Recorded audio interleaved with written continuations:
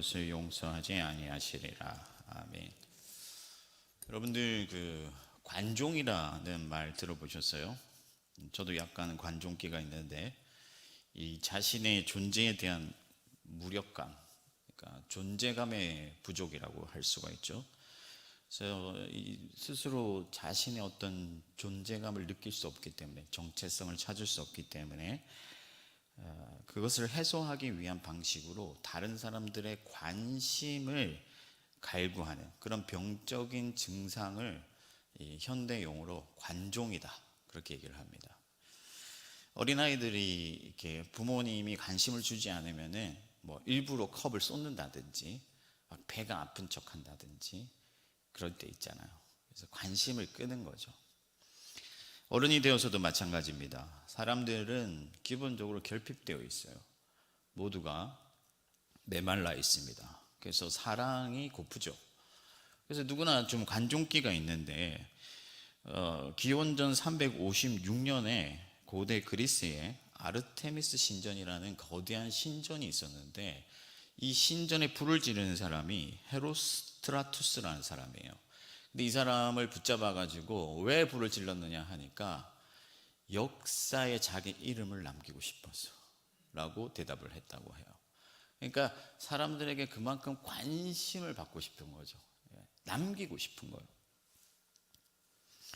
요즘은 이제 히코모리라고 해서 은둔형 외톨이, 다른 사람들과의 관계를 차단하고 방에서 나오지 않는 사람, 이런 사람들을 히코모리라고 하는데, 이런 사람들도 결국에는 관종의 극단이라고 할 수 있죠. 왜냐하면 다른 사람들에게 관심을 받지 못하기 때문에 아예 다른 사람들과의 어떤 관계를 차단해 버린 거예요. 그래서 겉으로는 관종의 정반대 같지만 사실 본질을 따지고 보면은 같은 관종의 어떤 그런 모습을 하고 있다 하는 거죠. 그래서 이처럼 사람들은 누구나 관심에 목마릅니다. 당시 유대 종교 지도자들도 마찬가지였어요. 그래서 그들에게 생긴 병이 뭐냐? 관종이 아니고 외식이라는 병이었어요. 외식이라는 이 단어는 가면이라는 단어에서 나온 단어인데, 그러니까 고대 이 사람들이 연극을 할 때 가면을 쓰죠. 예를 들어서 태양신의 역할을 한다. 태양신의 가면을 쓰는 거예요. 그 사람은 태양신이 아니지만 가면을 통해서 태양신처럼 꾸미는 거죠. 그래서 이처럼 겉과 속이 다른 것, 사람들에게 보이기 위해서 연기하는 것, 그것을 바로 외식이라고 하고, 예수님은 이러한 종교 지도자들의 외식을 지적하셨는데, 오늘 우리가 이걸 마태복음 6장에서 세 가지 대표적인 행위를 드세요. 그게 뭐냐면은 예로 드시는데 구제와 기도와 금식입니다. 그러니까 구제, 좋은 일이죠. 선한 일이에요. 근데 선한 마음이 없이 다른 사람들에게 자기를 나타내려고 뽐내려고 한다는 거예요. 기도도 마찬가지고 금식도 마찬가지입니다. 여러분, 설교를 하는 이 설교자도 마찬가지예요. 어떻게 보면요, 제가 이렇게 설교단에 서기 전에 하나님 앞에서 하나님만 바라보고 하나님을 위하여 이 일을 하게 해달라고 기도를 하거든요. 왜냐하면 아까 제가 말씀드린 것처럼 누구나 관종이라고 했잖아요. 사람들에게 인정받으려고, 사람들에게 나타내려고 할 수 있단 말이에요. 이것은 일종의 퍼포먼스죠. 관객에게 보이기 위한 어떤 행위에 지나지 않는다 하는 것입니다. 그래서 우리는 이런 퍼포먼스를 지향해야 하는데, 어떤 목사님이 설교한 영상을 제가 봤는데 좀 유명한 분이에요. 그래서 이분이 오늘 우리가 읽은 이 본문을 설교하시면서 한국 교회가 모여서 떠들고 기도하는 건 잘하는데 조용히 이 하나님 앞에서 머무는 데는 약하다, 이런 얘기를 하시면서 처음에는 잘 듣고 있었는데 갑자기 조경이 어떻게 흘러가냐면은 기도의 집을 지어야 된다. 그래서 누구나 와서 조용히 좀 머물다 갈 수 있는 그런 공간이 필요하다, 이런 얘기를 하시는 거예요.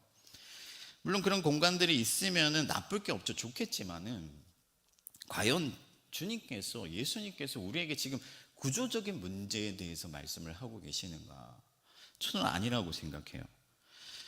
여러분, 조용히 머물 장소가 얼마나 많습니까? 우리 능동만 하더라도 대공원도 있잖아요. 그럼 대공원에 날씨 좋은 날 얼마나 조용히 머물기 좋습니까? 교회 본당에 와도 돼요. 평일에는 아무도 없습니다. 그러면 여러분, 예수님께서 정말 하고 싶은 메시지가 뭐겠어요? 예수님은 여러분들에게 보상받는 기도에 대해서 말씀을 하고 싶은 거예요. 무슨 말이냐면은, 기도는 하나님이 들으시고 하나님이 그 기도에 반응해 주셔야 돼요. 하나님이 갚아 주셔야 돼요. 하나님께 들리지 않는 기도, 하나님이 응답하지 않는 기도, 하나님이 반응하지 않는 기도는 아무런 의미가 없는 것이죠. 어떤 사람이 철도청에 면접을 보러 갔어요. 면접을 보러 갔는데 이 사람이 너무 합격하고 싶은 거예요, 철도청에. 그래서 어떻게 하면 합격할 수 있을까 이렇게 고민하다가 면접관들이 앉아있는 면접관실에 들어가면서 이제 칙칙 폭폭 이렇게 기차 흉내를 내면서 들어간 거예요. 퍼포먼스를 한 거죠, 나름. 이렇게 뭔가 좀 잘 보이려고. 근데 그 면접관들이 바로 탈락시켜버린 거죠. 좀 정신이 이상한 사람이다. 그러니까 아무리 퍼포먼스를 열심히 잘 해도 면접관의 마음에 들지 않으면은 아무 의미가 없는 거예요. 우리가 하나님 앞에 정말 이렇게 퍼포먼스를 하고 떠들고 소리치고 옷을 찢고 뭘 하든지 간에 하나님이 그 기도를 들으시지 않는다면, 하나님이 그 기도에 귀를 닫고 계시다면 아무런 의미가 없다 하는 거예요. 그래서 예수님께서는 우리에게 하나님이 들으시는 기도, 하나님이 갚아주시는 기도, 하나님이 반응하시는 그 기도를 알려주고 싶은 건데, 그 기도의 비밀의 핵심은 뭐냐면은 은밀하게 드리는 기도예요. 은밀한 기도다. 그러면 은밀한 기도가 뭐냐? 우리가 이렇게 지금 다 보이는 공간에 와 있는데 그럼 우리는 오늘 실패한 것이냐? 그렇지 않다.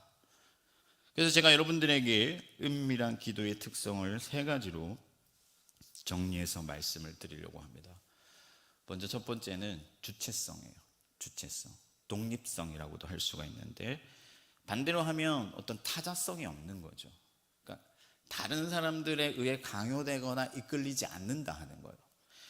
여러분, 하나님께서 은밀히 계시기 때문에 예수님께서 은밀히 기도해야 된다고 말씀하시는데, 여러분, 하나님은 어디에도 계시죠. 지금 이 공간에도 계십니다. 아멘이십니까? 그런데 은밀히 계시다라고 말씀을 하는 것은 무슨 의미냐?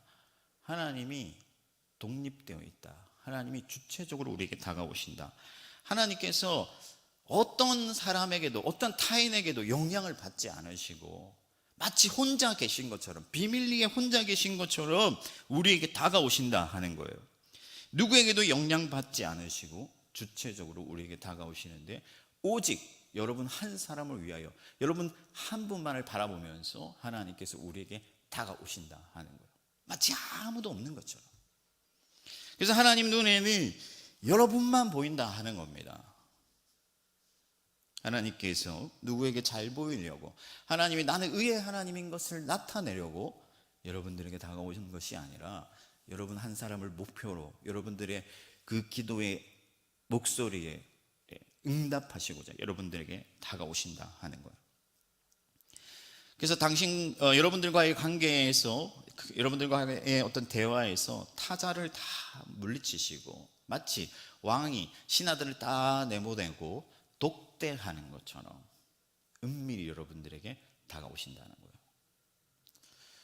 물론 성경을 보면 뭐 천대까지 갚아주신다, 혹은 누구 때문에 하나님이 은혜 주시는 것처럼 말하는 장면들이 있지만, 그러나 그것도 모두가 하나님이 주체적으로 행하시는 일이에요. 하나님이 독단적으로 결정하시는 일이고 하나님 뜻에 의해서 이루어지는 일들입니다. 무엇보다도 하나님이, 여러분들이 하나님 앞에 기도할 때 하나님이 오직 여러분들에게만 주목하신다는 사실을 믿으시기 바랍니다. 그래서 우리도 은밀하게 하나님을 만나야 되는데, 이건 장소의 문제가 아니죠. 주체적으로 타자성이 없이 하나님 앞에 하나님만을 목표로 나아가야 된다 하는 거예요. 만약 우리가 타자성에 이끌려서 기도한다면 보상을 이미 받은 것이죠. 다른 사람들의 관심이 고파서 내가 큰 소리로 기도한다면, 그래서 다른 사람들이 나를 주목하고 야, 저 사람 기도 멋지게 하는구나 라고 한다면 이미 그 기도의 목적을 달성했다는 거예요. 보상을 받았다는 겁니다. 내가 장로이기 때문에 나의 체면 때문에 이 자리에 앉아 있다면 다른 사람들이 야, 저 장로님 참 공적 기도에 빠지지도 아니하고 열심히 하는구나 라고 인정해 준다면 그 기도는 이미 목적을 달성했다 하는 거예요. 보상을 다 받았다는 것입니다. 여러분, 예수님은 두 주인을 겸하여 섬길 수 없다고 말씀하셨어요. 사람에게 나타내거나 주님께 나타내거나 둘 중에 하나뿐이에요. 여러분, 우리가 어떤 것에도 영향받지 아니하고 오직 하나님께 집중되어서 하나님 때문에, 하나님이 좋아서, 하나님을 너무나 원해서 하나님만 바라보고 나아간다면 그것은 은밀한 기도가 되는 것이죠. 하나님이 은밀히 우리에게 오시고 우리가 은밀히 하나님께 나아간다면 그것은 하나님과 나 두 존재만이 존재하게 되는 것입니다. 만약 우리가 골방으로 들어간다 하더라도, 매일 하루 3번 골방으로 들어간다 하더라도 나는 이 정도의 경건을 가진 사람이야 라는 나의 어떤 자부심과 나의 어떤 교만이 작용한다면 그것은 은밀한 기도가 될 수 없다 하는 겁니다. 오직 하나님뿐일 때, 하나님만이 나의 능력이기 때문에, 하나님만이 나의 생명이기 때문에, 하나님이 없으면 안 되기 때문에 하나님만을 간절히 찾아서 여러분들이 이 자리에 나왔다면 여러분들은 은밀한 중에 여러분들에게 갚으신 그 하나님을 만나고 돌아가실 거예요. 은밀한 중에 다가오시는 그 하나님을 만나는 이 밤이 되시기를 축복합니다. 두 번째는요, 단순성이에요. 단순성. 여러분, 은밀한 곳에서는 치장할 필요가 없죠. 예전에 어떤 교회에서 사역할 때 한 권사님이 계셨는데, 여러분들 누군지 모르니까 제가 얘기를 하는 건데요, 그분의 그러니까 생얼을 본 사람이 한 사람도 없다. 그러니까 절대 맨 얼굴을 보이지 않는 걸로 유명하셨어요. 심지어 수련회, 뭐 이렇게 군사 수련회 이런 데 가도 남들 다 자야 주무시고, 그리고 남들보다 제일 먼저 일찍 일어나서 화장을 하시는 분이셨어요. 그래서 교회에서 아무도 그분의 맨 얼굴을 본 적이 없다고 다 소문이 나 있었습니다. 그런데 단 한 사람은 보았겠죠. 누구겠습니까? 그분의 남편이에요. 만약에 남편도 못 봤다면 이제 두 분의 사이에 문제가 있는 거겠죠. 그럼 어쨌든 남편은 보았을 거예요. 여러분, 하나님께서 남자와 여자를 지으셨는데 벌거벗었으나 서로 부끄러워하지 아니했다. 여러분, 부부 사이는 가장 은밀한 사이죠. 하나님께서 우리를 하나님의 자녀로 부르셨지만 그리스도 예수의 신부로 부르셨다고 말씀하셨는데, 이러한 표현은 하나님이 우리를 어떻게 부르셨는지, 어떤 관계로 우리를 부르셨는지를 알게 하시는데, 마치 부부 사이처럼 그렇게 은밀한 관계로 우리를 초청하셨다는 거예요. 그럼 이 관계는 어떤 관계냐? 모든 것을 기꺼이 수용해 줄 수 있는 관계. 나의 벌거벗은 모습이라도 나를 수치스럽게 만들지 않는 그런 사랑의 관계, 포용의 관계, 모든 것을 덮어주는 그런 관계를 의미하는 거예요. 여러분, 예를 들어서 사랑하는 여인들이 있다고 생각을 해봅시다. 제가 언젠가 그 몰래카메라 하는 그 프로그램을 봤는데, 어떤 노부부가 이제 그 남편이 직장에서 은퇴를 한 거예요. 그런데 아내가 이제 몰래카메라를 하는데 주문을 했는데 또 갑자기 주문을 또 하는 거죠. 남편이 뭔가 좀 의심스럽잖아요. 그래서 이렇게 하고 있는데 이제 화장실 간다고 갔는데 이제 거기 약봉지를 두고 간 거예요. 그래서 이제 남편이, 아내가 다녀와서 이게 뭐야? 이렇게 했더니 사실은 자기가 이제 치매에 걸렸다. 이렇게 몰래카메라예요. 근데 이제 남편은 이제 얼마나 충격을 받았겠어요. 그죠? 내가 사실은 치매에 걸렸어. 지금 치료를 받고 있다. 근데 말을 못했다. 이렇게 얘기를 하니까 남편이 뭐라고 하냐면은, 여보, 아무 걱정하지 마. 이제는 내가 여보 옆에 항상 있을게. 나만 믿어. 그렇게 얘기를 하는 거예요. 여러분, 치매에 걸렸다는 것이 어떤 사람에게는 수치가 될 수도 있고 부끄러운 모습이 될 수도 있겠지만은, 그런 모습조차도 전혀 부끄럽지 않게 만드는 그런 관계. 그런 관계가 바로 은밀한 관계예요. 둘만이 알 수 있는 관계죠. 하나님이 바로 그렇다는 말씀입니다. 여러분의 있는 모습 그대로, 여러분들이 가장 부끄러운 모습조차도 하나님 앞에 숨김없이 드러내더라도 하나님께서는 여러분들을 다 포용해 주신다 하는 거예요. 그래서 여러분들 하나님 앞에 나아갈 때는 어떠한 치장도 필요 없고, 어떠한 허풍도 필요 없고, 어떤 허세도 필요 없고, 어떤 퍼포먼스도 필요치 아니하고, 나의 본연의 모습 그대로를 하나님 앞에 가지고 나아갈 수 있다 하는 것입니다. 그래서 예수님은 중언부언하지 말아라 말씀하셨어요. 여러 말을 할 필요가 없는 거죠. 그런 깊은 사랑의 관계에서는요, 여러 말이 필요가 없어요. 치장할 필요가 없어요. 저희 딸이 저에게 아이스크림 하나를 얻어내기 위해서, 아빠 내가 오늘 학교에서 이런 너무나 큰 힘든 일들이 있었는데 친구와 관계도 안 좋고 그래서 요즘 속상해서, 그래서 아빠가 꼭 아이스크림 하나 사줬으면 해 라고 할 필요가 없는 거죠. 아이스크림 하나를 원하면 되는 거예요. 예수님께서는 바로 그런 관계에 대해서 말씀을 하고 있는 것입니다. 그래서 예수님은 하늘에 계신 우리 아버지여 라고 기도하라고 말씀하세요. 여러분, 우리는 종종 하나님이 우리 아버지 되신다는 사실을 간과해요. 잊어버려요. 그래서 하나님을 종교적으로 대하면서 뭔가 내가 많이 기여해야, 내가 뭔가 헌금해야, 내가 뭔가 많은 말을 해야 하나님이 들으실 줄 알지만은, 하나님은요, 우리를 너무 사랑하시기 때문에 우리가 어떤 부끄러운 모습으로, 어떤 작고 초라한 모습으로 하나님 앞에 나아갈지라도 하나님은 기꺼이 우리를 받아주신다 하는 거예요. 그 사실을 믿고 나의 깊은 속까지 하나님 앞에 온전히 드러내고 그대로 나아간다면 그 기도는 은밀한 기도가 되는 것이죠. 그런 어떤 종교성으로 해서 내가 체면을 차린다든지, 어떤 하나님 앞에서 나를 꾸민다든지, 이런 식으로는 하나님 앞에 도달할 수가 없다 하는 것입니다. 오늘 이 밤에 여러분 그냥 신음하며 나아가십시오. 그러면 주님께서 다 들으십니다. 많은 말을 할 필요가 없어요. 하나님은 여러분들의 연약함, 여러분들의 부족함, 여러분들의 아픔, 여러분들의 상처 다 알고 계시죠.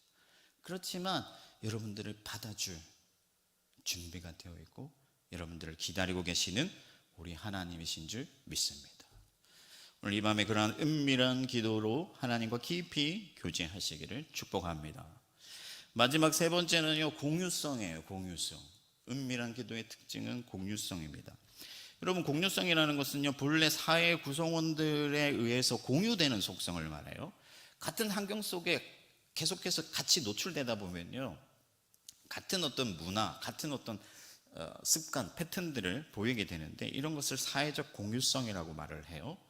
그럼 하나님과 어떤 공유성이 생기게 되느냐? 우리가 하나님과 은밀히 교제를 하다 보면요, 하나님의 뜻을 발견하게 되고 하나님을 닮아가게 된다 하는 것이죠.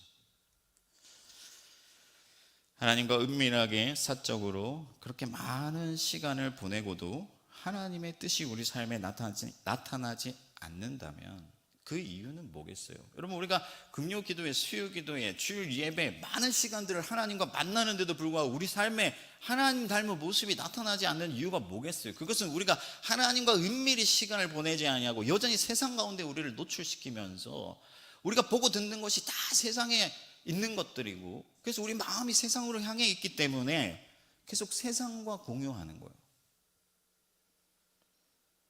그러나 여러분, 우리의 시선을 차단하고 세상으로 향하는 우리의 마음을 하나님께로 집중시키고 하나님과 깊이 교제하는 가운데 은밀한 기도를 드린다면 하나님 닮은 모습을 우리가 가지게 되는 것이죠. 예수님께서 너희는 이렇게 기도하라. 아주 간결한 기도예요. 많은 말이 필요 없기 때문에. 근데 그 기도에는요, 하나님이 어떤 분이신가 하는 것이 분명하게 나타나 있습니다. 그래서 그렇게 주님께서 가르치신 기도를 통해서 우리가 하나님을 마주하게 될 때 하나님이 어떤 분이신지를 경험하게 되고, 그래서 우리는 누군가를 용서하게 돼요. 왜? 하나님은 용서의 하나님이시기 때문에. 그래서 예수님께서는 너희가 많이 다른 사람을 용서하지 아니하면 하나님도 너희를 용서하지 아니하리라. 이것은 여러분들의 행위에 따라서 조건을 거시는 것이 아니라, 여러분, 우리가 여전히 하나님께 머물지 못하고 은밀한 기도를 드리지 못하고 있다는 것을 말씀하시는 거예요. 그럼 만약 우리가 주님과 깊이 독대하는 그런 은밀한 기도를 드린다면 예수 닮은 모습, 예수님의 그 뜻이 우리의 뜻이 되고, 그래서 누군가를 용서하게 되고, 그럼 우리는 효력 있는 기도를 하나님 앞에 드리게 된다 하는 것입니다. 그러므로 이 밤에 여러분들 주님의 뜻을 발견하게 되기를 축복합니다. 하나님을 만나야 돼요. 여러분, 아무리 1시간 넘게 2시간 넘게 3시간 넘게 떠들어도 나 혼자서 떠드는 기도라면요, 그건 아무런 의미가 없어요. 주님을 만나야죠. 주님이 내게 기대하시는 것이 무엇인지, 주님이 바라시는 것이 무엇인지, 주님이 어떤 분이신지, 그 주님을 만나고 그 주님의 속성이 나의 속성이 될 때, 그때 그 자리에서 하나님께서 갚으시는 기도가 이루어진다 하는 것입니다. 여러분, 말씀을 정리하겠습니다. 은밀한 기도는 골방으로 들어가는 기도인데, 골방으로 들어가는 기도라는 게 여러분 다락방으로 올라가야 된다 하는 게 아니에요. 거기 가서 기도해도 되고 여기서 기도해도 괜찮습니다.